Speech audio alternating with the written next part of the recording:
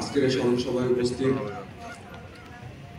মাননীয় ডিসি মহোদয়, উপস্থিত এসপি মহোদয় এবং আমার সামনে উপবিষ্ট আমার রাজপথের সহযোদ্ধাগণ, সকলকে আমার পক্ষ থেকে সালাম ও শুভেচ্ছা। আসসালামু আলাইকুম। প্রথমেই আমার যে ভাইটি একটু আগেই যে কথাটা বলে গেল যে এখনো আওয়ামী ফ্যাসিস্টের যে দোসর জুলাই আগস্ট আন্দোলন চলাকালীন আমার সহযোদ্ধা ভাই এবং বোনদেরকে বিভিন্নভাবে হত্যার চেষ্টা থেকে শুরু করে সকল ধরনের তৎপরতা চালিয়েছে, তাদেরকে কেন এখনো প্রশাসন কোনো কিছু করছে না? যেহেতু আন্দোলনের প্রথম থেকে এখন পর্যন্ত আমরা গুটি কয়েক মানুষ রাজপথে আছি, 5 আগস্টের পরে আমার যে সকল ভাইরা আহত হয়ে তাদেরকে যারা আহত করেছে তাদের নামে যখন মামলা দিতে গেছে, মামলা দিয়েছে, মামলা দেওয়ার পরে যখন তাদেরকে প্রশাসনের তো নীরব ভূমিকা এখানে আছেই, এবং আমাদের ভিতরে যে রাজনৈতিক যে গোলামির যে বিষয়টা 53 বছর ধরে চলে আসছে, সেই রাজনৈতিক গোলামির জায়গা থেকে যে রাজনৈতিক দলগুলো এখনো আছে, একটু আমার যে স্যার বলে গেলেন যে আমরা কেউই ভালো নয়। আওয়ামী লীগকে এখন আমরা প্রত্যেকটা রাজনৈতিক দলের নেতারা চেষ্টা করছে যে কাদেরকে আমরা কত বেশি আমাদের দলে ফেরাইতে পারি। যে যত ভালো কথা তাদেরকে বলে, কেউ বলতেছে আমরা তাদেরকে ক্ষমা করে দিলাম, কেউ বলতেছে তারা ভালো হয়ে গেছে, কেউ বলতেছে আমার ভাই, তাকে মামলা করা হয়েছে, তাকে ধরা যাবে না। মুস্তাফিজ, তুমি একটু বিষয়টা দেখো, তুমি একটু প্রশাসনের সাথে কথা বলো, তাকে যেন ধরা না হয়। তার নামটা কিভাবে কাটা যায়? কোনো বড় নেতা হলে তার তো টাকা পয়সার 16-17 বছর তার তো টাকা পয়সার কোনো অভাব হয় না। কোনো বড় নেতা যদি কোনো মামলা তার নামে যদি কোনো মামলা হয়, তখন সে কোটি কোটি টাকা সেই আমাদের মতো যারা মানুষ আছে তাদেরকে অফার করে। আমরা যখন তাদের কথায় রাজি না হই, তখন সেই রাজনৈতিক দলের নেতাদের কাছে ধর্ণা দিচ্ছে যে ভাই আপনি আমার নামটা এখান থেকে বের করে দেন, আমরা আপনাদেরকে এই পাওনাটা আপনাদেরকে বুঝিয়ে দিব। এই যে রাজনৈতিক গোলামি, এই যে চাটুকারিতা, এই যে ভোটের রাজনীতি আপনারা শুরু করেছেন, আমরা স্পষ্ট ভাষায় বলতে চাই, এই আন্দোলন ভোট করার জন্য হয় নাই। এই আন্দোলন হয়েছে 53 বছরের যে গোলামি, আমরা নিজেদের মাথা তুলে দাঁড়াতে পারি নাই। প্রত্যেকটা সরকারি প্রশাসনের জায়গা থেকে শুরু করে প্রত্যেকটা স্তরে সংস্কারের জন্য বাংলাদেশের ছাত্র সমাজ এখন পর্যন্ত রাজপথে আছে শুধুমাত্র এই সংস্কারের জন্য। এখন পর্যন্ত কেউ বলে নাই যে আমাদেরকে ক্ষমতা দিয়ে দেন, আমরা দেশ পরিচালনা করব। আমরা বলেছি আমরা সংস্কার করব, আমরা দেশ সংস্কার করে তারপরে যে রাজনৈতিক দলগুলো আছে তাদের হাতে বাংলাদেশের মানুষ, বাংলাদেশের জনগণ যাদেরকে চায়, বাংলাদেশের জনগণ তাদেরকে এই ক্ষমতার আসলে তাদেরকে নিয়ে আসবে।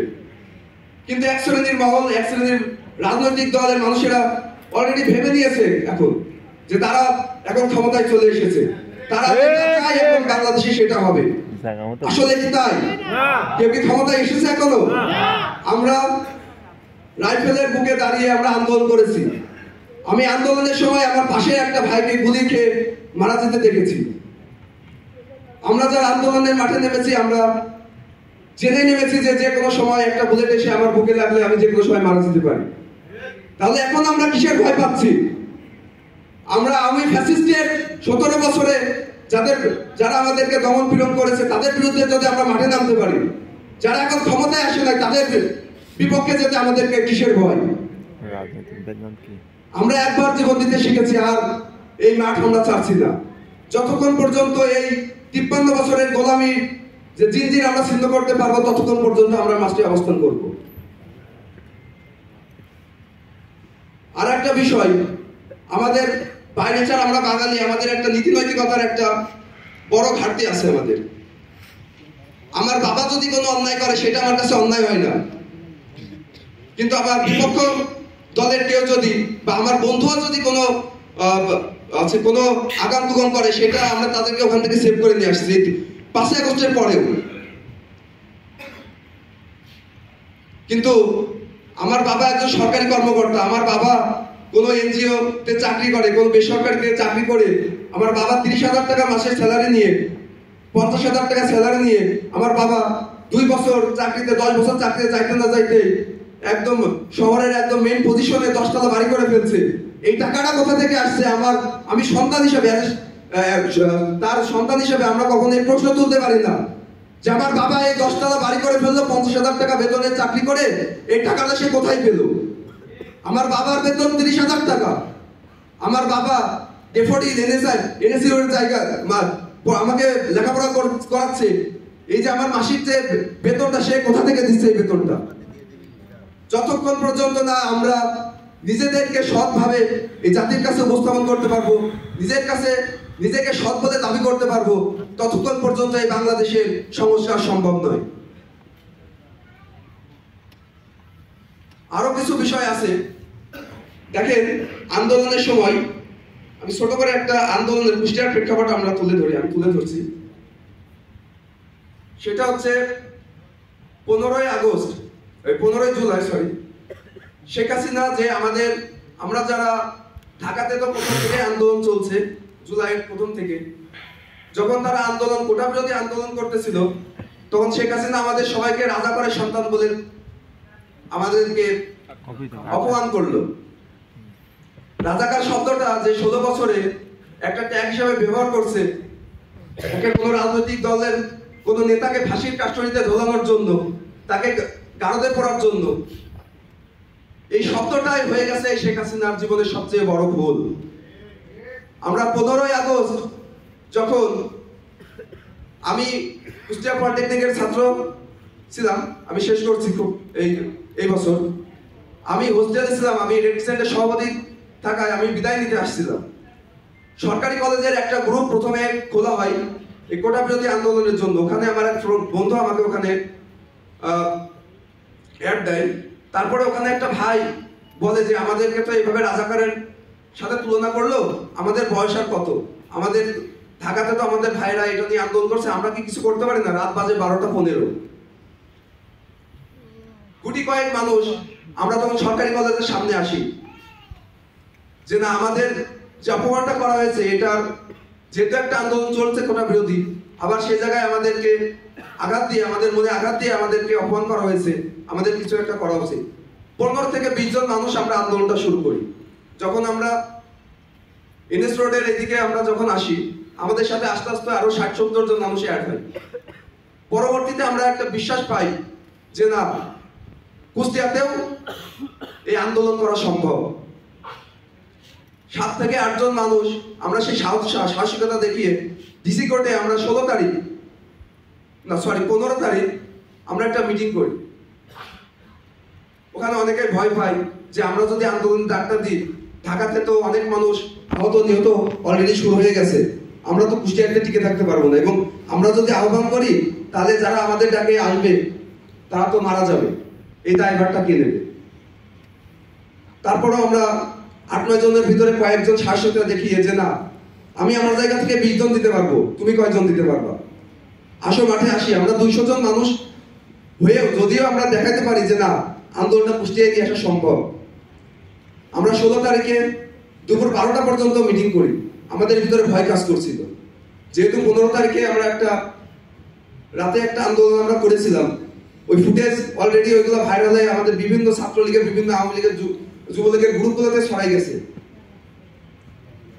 আমার বিরুদ্ধে পোস্ট শুরু হয়ে গেছে ফেসবুকে, যারা সামনের সাথে ছিল তাদের বিরুদ্ধে পোস্ট শুরু হয়ে গেছে। আমরা ভয় কাজ করছিলাম আমাদের ভিতরে।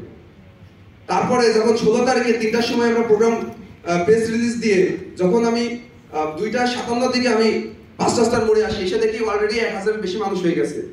তখন আমার বুকটা এতটুকু, যদি আমাদের বুকের সাহস ছিল, তখন আমাদের বুকটা হয়ে গেল আরো বেশি চওড়া যে না, কুষ্টিয়ার মানুষ আমাদের সাথে আছে। তারপরে প্রেক্ষাপট তো আপনারা জানেন। এই যে আন্দোলন করতে গিয়ে, আন্দোলন পরবর্তী সময়েও যখন আপনারা আহত হয়েছেন, আমরা আপনাদের বাসায় যাইতে পারি নাই, হয়তো শহীদদের বাসায় গেছি, হাতে গোনা কয়েকটা আহতদের বাসায় আমরা গেছি, অনেকে আমাদের সাথে যোগাযোগ করছে। কিন্তু এতগুলো মানুষ হয়তো আন্দোলনে, হয়তো না সবাই আন্দোলনে ছিলেন, সকলের মুখ পরিচিত আছে, কিন্তু আপনারা যে এটা যে প্রাপ্যতা, আপনাদের আহত হয়েছেন, আপনাদের যে প্রাপ্য সেটা আমরা আপনাদেরকে বুঝিয়ে দিতে পারিনি, এটা আমাদের ব্যর্থতা। আমার আকাশ ভাই একটু আগে যে কথা বলে গেল যে 115 দিন আজকে হতে চললো, কিন্তু আপনাদের সেই সম্মান আমরা দিতে পারিনি। অবশ্যই এর কিছু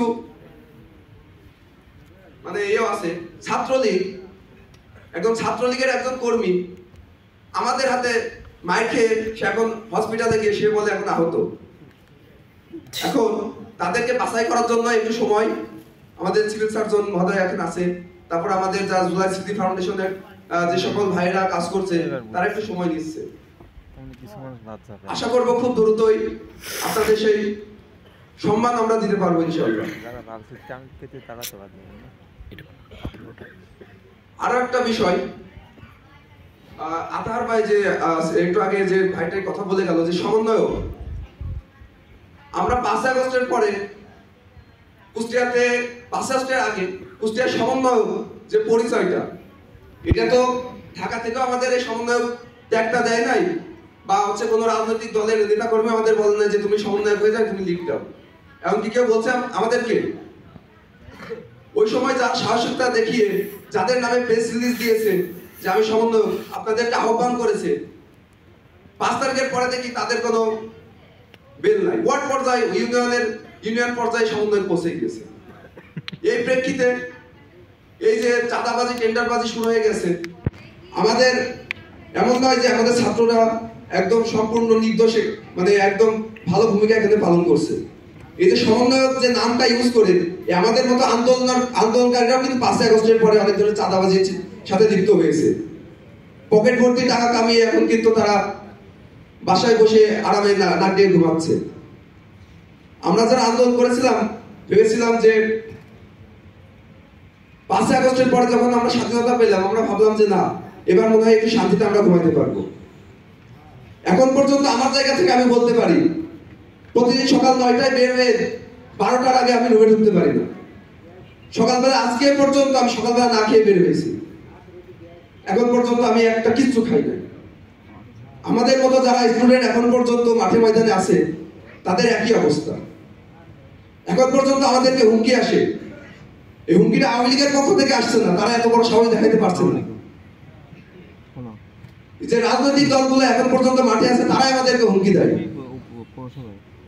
কিছুদিন আগে আমরা ঢাকায় যাচ্ছি, রাত বাজে 1টা, হরিপুরের একটা ভাই কয়েকজন মামলা করছে, আওয়ামী লীগের লোকজন তাদের বাসায় ঘেরাও করছে। যখন আমরা ওখানে প্রতিনিধি পাঠাই তখন এই সকল রাজনৈতিক দলের নেতাকর্মীরা বলে ঠিকই তো আছে, সে তো আওয়ামী লীগ করছে কিন্তু এই সময় তো কোনো কিছু করে নাই, সে আমার ভাই, সে আমার আত্মীয়, তাকে কিছু করা যাবে না, এই নামটা যে কোনো ভাবে যে আছে মামলাটা করেছে তার দিয়ে হচ্ছে তুলাই দেয়।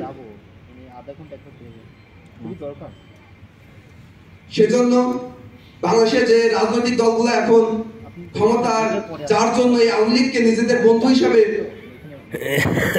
নিজেদের পাশে নিয়ে আসার চেষ্টা করছেন এবং ভাবছেন যে আওয়ামী লীগের মতো আমরা ক্ষমতায় গেলে যে বাঁচবো আর কয়দিন ঠিক নাই, 42 সাল পর্যন্ত আমাদের পরিকল্পনা নিয়ে বসে আছি, এই ভুলটা আর করবেন না। আপনি ক্ষমতায় যাবেন, অবশ্যই ক্ষমতায় যাবেন, জনগণ যদি চায় তখন আপনি ক্ষমতায় যাবেন, তার আগে না।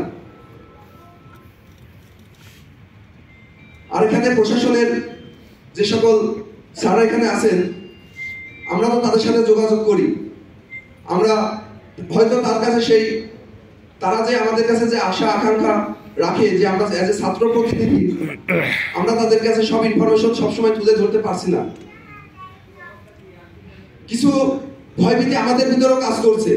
আমি যদি যখন রাত 12টার সময় রুমে ঢুকি, ইতিমধ্যে 5 আগস্টের পরে আমার পর 4বার হামলা হয়েছে কুষ্টিয়াতে।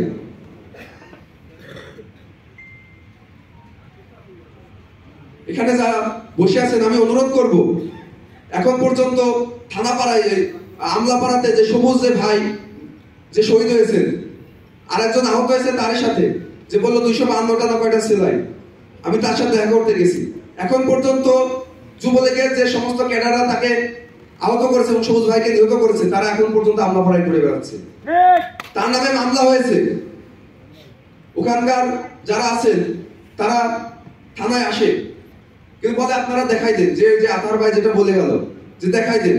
এই দেখানোর কাজটা করতে গিয়ে যে তাদের রসায়নে পড়বে না যে ভাইটি ইনফরমেশন দিচ্ছে, তার গ্যারান্টি কে দিবে? কারণ সন্ধ্যার পরে মাগরিবের পরে যদি কোথাও কোন ধরনের দুর্ঘটনা বা কোন ধরনের যদি বিশৃঙ্খলা সৃষ্টি হচ্ছে, যখন পুলিশকে আমরা ইনফর্ম করছি, বেশিরভাগ জায়গাতে পুলিশ সেখানে যাচ্ছে না, ভয়ে। আমরা তাদেরকে সময় দিচ্ছি। অবশ্যই পুলিশ যে একটা সিচুয়েশনের ভিতর দিয়ে এখন যাচ্ছে, অনেকটা রিকভারি তারা করছে। বা এখানে যে আন্দোলনের সময় 4 তারিখে পুলিশ কিন্তু অনেক জায়গায় মহানগর